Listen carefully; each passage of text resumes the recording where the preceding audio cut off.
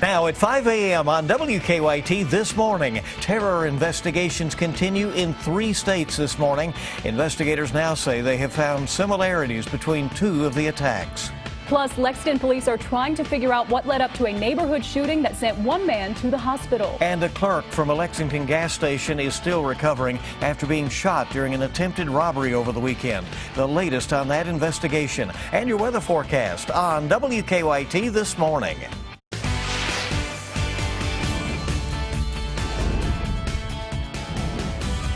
This is WKYT This Morning. Kentucky mornings start here on WKYT. It's great to have you along with us as you start your week. I'm Andrea Walker. Good morning. I'm Bill Bryant. And here we are. It's Monday, September 19th. We are headed toward fall at just after the midpoint of this week. Starting to feel like it. Beautiful days out there with the sunshine and the more colorful look of the trees and so forth. Of course, actually October. No, what am I talking about? Fall is coming this week. I'm like, where am I right now? Let's check in with meteorologist Micah Harris to see when it's going to start feeling like fall. Yeah, it won't feel like fall anytime soon because we're getting warmer and warmer each and every day. We'll actually be 10 to maybe even 15 degrees above average as we head towards your first day of fall. First day of fall is on Thursday. Defender radar network looks pretty good. There's still a couple of sprinkles in the mountains of southeastern Kentucky. Temperatures are there in the 60s. Not the greatest feel, but it's not all that bad. And we head towards your afternoon at 85 degrees. Pretty nice one in store. Now we'll head throughout your next few days. And we're still in summer, but the end of summer actually looks pretty good. It's just going to get much warmer. I'll show you those temperatures, maybe even a 90-degree reading in there. That's coming up.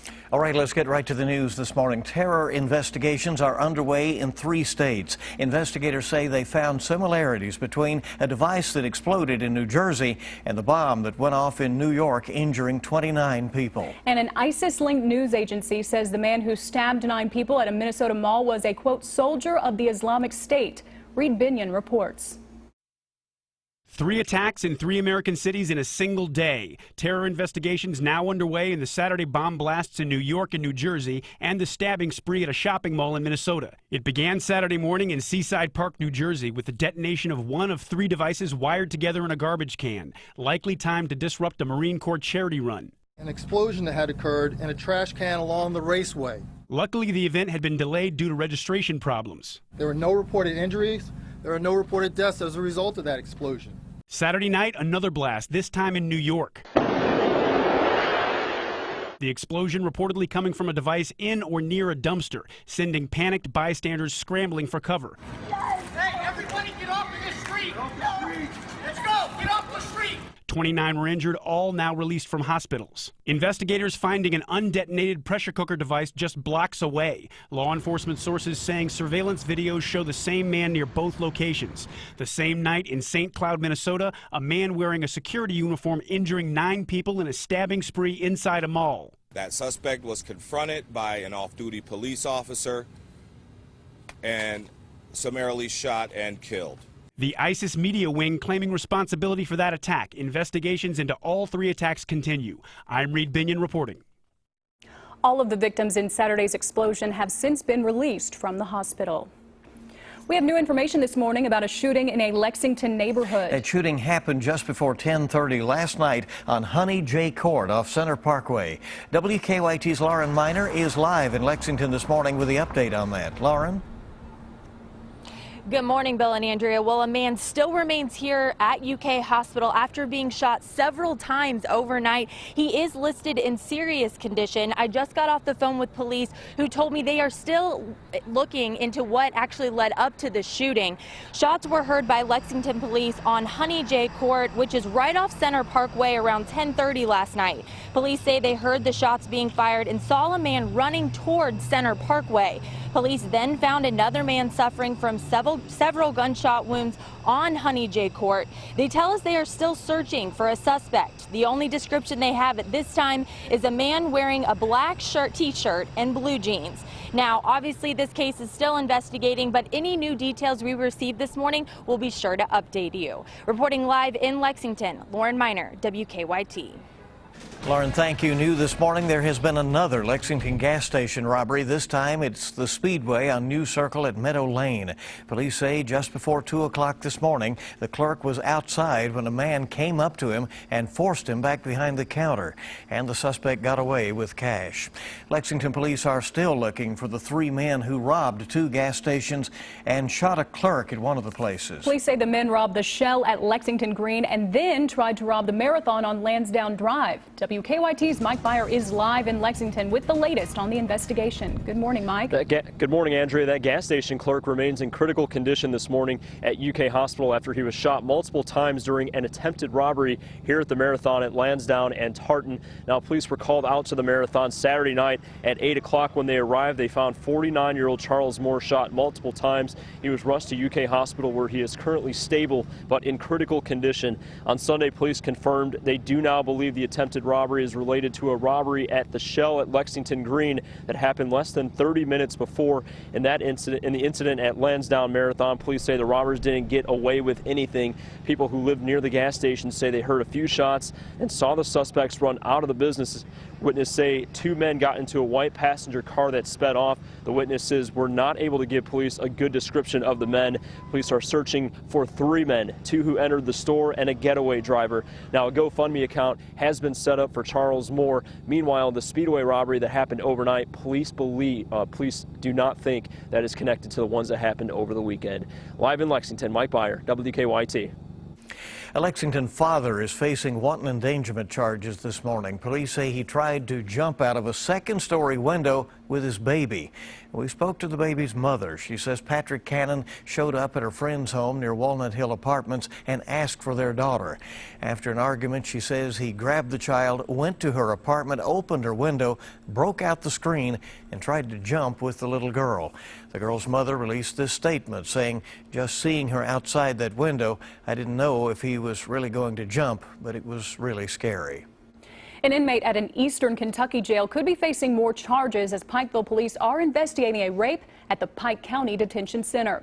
The jailer says a corrections officer walked in on the rape last week. The jailer says the detention center is conducting an internal investigation. The victim is out on shock probation while the other inmate is in isolation. Once we found out about it, it was just to go straight into investigation and to make sure that the victim was okay. You know, this stuff is wrong, and they need to be punished for this garbage. The jailer says the inmate could be indicted this week on sodomy and rape charges. Police in Johnson County, Indiana, say a teenager accidentally sent a text message to an officer offering to sell him drugs. They say Shelby Ikes sent the message, and undercover detectives continued the conversation. They met with Ikes twice to buy meth and prescription pills. They arrested Ikes during the second meeting. She is now facing up to 30 years in prison. Bell County Sheriff's deputies have arrested a man who they say had marijuana plants in his car. Deputies found David Hurley in his car in the Beans Fork area. Hurley told deputies he had just cut marijuana from a hillside and that he was cleaning it. Hurley is charged with growing marijuana. All right, now it's time for some good news this morning. You're going to love this story. Hazard police are recognizing one of their officers for having a very big heart. Yeah, they arrested a person for public intoxication at the annual Black Gold Festival. That person had a young child waiting in line for a ride. Instead of taking the little girl to the police station to wait for social services to pick her up, Officer Jessica Cornett took her on all the rides at the festival. It's so sweet. In a Facebook post, Hazard Police Chief said he was proud of his officers and, quote, "I've always told them to do the right thing and police with their hearts. They've never let me down." So that is certainly a nice way to lift your spirits on this Monday. I love that she did that. Good move, and you know, a difficult situation really Sure for the is, little girl. yeah. All right, it's 5:09 on WKYT this morning, and we are just getting started with all the latest news. It was the busiest July ever on U.S. roads. We'll find out just how many Americans are choosing to travel by land coming up in about 10 minutes. Bright lights and big ships, a group of adventurers embracing their inner Vikings have reached the Big Apple. We'll have that story after Micah's forecast. Looks like a scene from a movie. That's actually pretty cool. Now, the drying trend is sliding on in as that front moves on out. You know what? Some of us may not see rain for the next 7 days. I'll show you that with those high temperatures coming up next. Now, your zone-by-zone forecast with meteorologist Micah Harris. The front has now moved on out, and that's taking the rain along with it. And another thing it's doing, it's going to dry us out for a long time. I'm looking at my 7-day forecast here in just a minute or so, and you will see there's just not a good chance of rain anytime soon. So this is a big front. It's going to knock out our pattern and bring us some drying conditions the next several days. Another thing that is happening this morning, well, now we have the wet ground. And not only that, but when you start to clear the skies on out, it allows a little fog to form. So watch out for some fog. That's over the 801 and also I-64 corridor. That's exit 133 there in Moorhead and Rowan County. And so it's a little foggy in that area. Frankfort, not all that bad. A little fog down toward the south and southeastern Kentucky, too. We travel in towards your afternoon. We'll be at 85 degrees. But you got to remember, typically this time of year, we're in the mid to even upper 70s. That's typical. We're not going to be that anytime soon. I'll tell you this, we'll be anywhere from 5 to maybe even at the very highest 15 degrees above average. We could see a 90-degree reading as we travel in towards your first day of fall. It just so happens to be on Thursday. So here's the breakdown the next 3 days.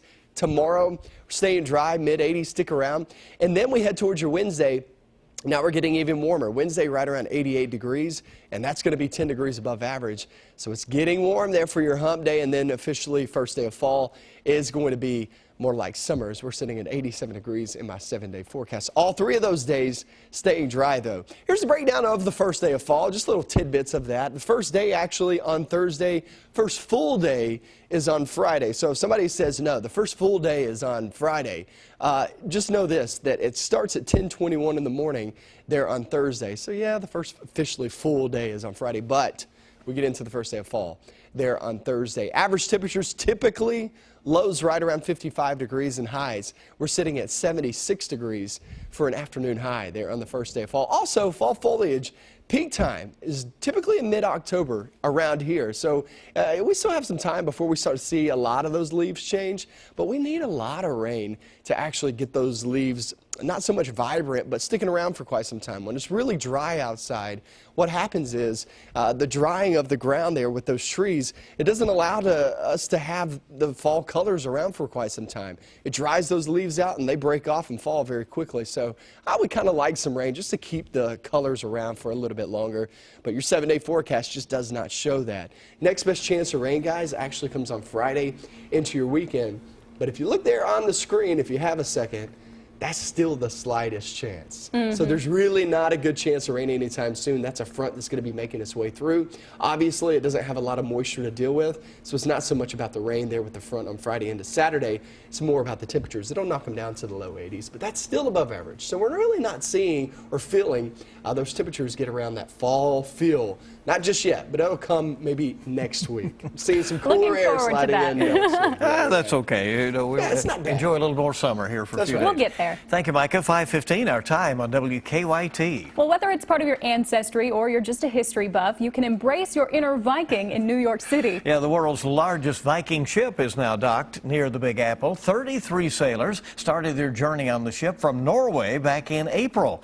They have come a long way since, obviously. They traveled across the Atlantic Ocean. They made stops in Iceland and Greenland, and the ship will stay in New York until September 26th. They'll have a few days there in the Big Apple, but yeah, they're doing it in style. That's almost making me seasick just looking at that boat.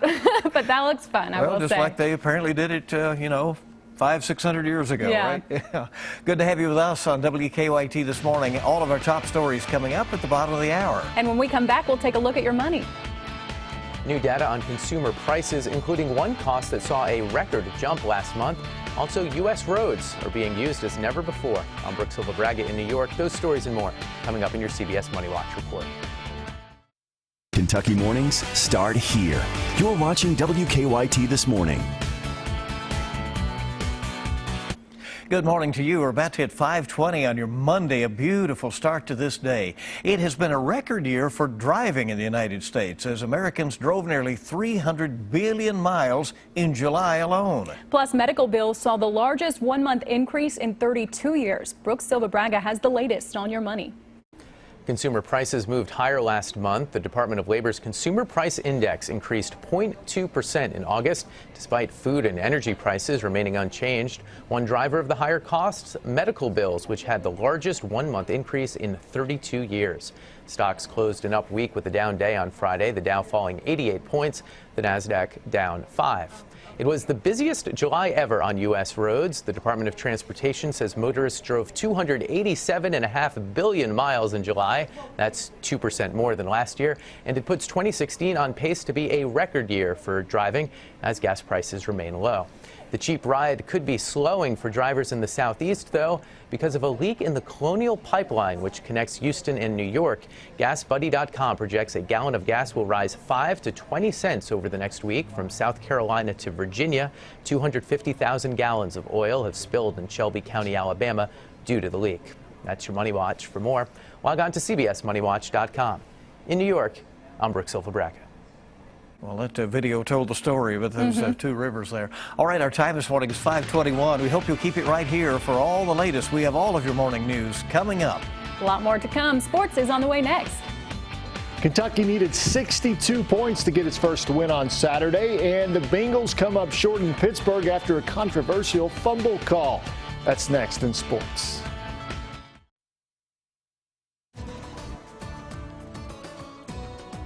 Hey, good Monday morning. I'm meteorologist Micah Harris. We're looking outside and seeing that front push on through. When the front pushes through, it takes the rain along with it. Maybe a couple of sprinkles still left over in southeastern Kentucky, but that's about it. So the big bulk of the rain, long gone. A lot of us picked up less than an inch of rain. Most of us right around a half an inch, but some of us at 3 to 4 inches of rain if you had one storm after another. Yeah, that's leading maybe some patchy fog early this morning. Other than that, it looks pretty good. Let's check out sports, see what's going on.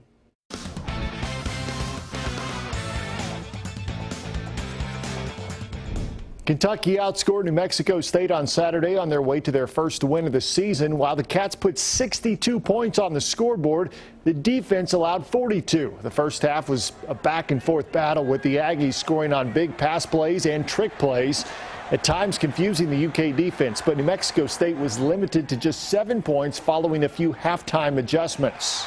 I went right in and talked to the defense because I knew a couple things right off the top of my head before I talked to anybody else. With defensive coaches, that's some things we had to iron out very quickly. But I just told them that it was going to be a long, 60-minute game, and that was not the start of the game that we wanted. But we were going to be fine. Let's get it corrected. It was a little sloppy at times, and we didn't execute on certain things, trick plays, and those are the type of plays that you have to be really focused in on your guy, on your assignment, and we weren't focused at that time. And I feel like when we came back in at the second half, we came here and we got the adjustments, and they only scored 7, and that was a really good thing for us as a defense. Kentucky will now look to make it 2 wins in a row when South Carolina visits Commonwealth Stadium next Saturday, a 7:30 kickoff on SEC Network. The Wildcats have won 2 of 3 over the Gamecocks under Mark Stoops. Week 2 in the NFL brought with it one of the most heated rivalries in football. Bengals and the Steelers meeting up for the first time since Cincinnati's wildcard playoff meltdown back in January. Steelers had a 17-9 lead in the fourth quarter, and they were adding to it. Ben Roethlisberger finds a wide-open D'Angelo Williams on 3rd and goal for the touchdown. Steelers up 24-9. With 3.5 to go in the game, Andy Dalton dumps off the short pass to Giovanni Bernard, who takes it 25 yards into the end zone. Bengals get within 8 points of the lead. 2 minutes to play, still 24-16. Steelers. Dalton's pass to Tyler Boyd is complete, but Boyd fumbles the ball. Pittsburgh recovers. They reviewed it, and the refs say that he wasn't down. Pittsburgh hangs on to get the win 24-16, but was Boyd's knee down before he fumbled the ball? I was told it was down even by the guys on our sideline, the officials, but anyway, it didn't, obviously, they didn't see it that way overall, so that's all that matters. You always want to have that feeling of making that play to win the game, not end the game, so I'm going to just get back and work even harder. Always seems to be some drama when the Bengals and the Steelers meet up. That'll do it for your morning sports. Have a great day.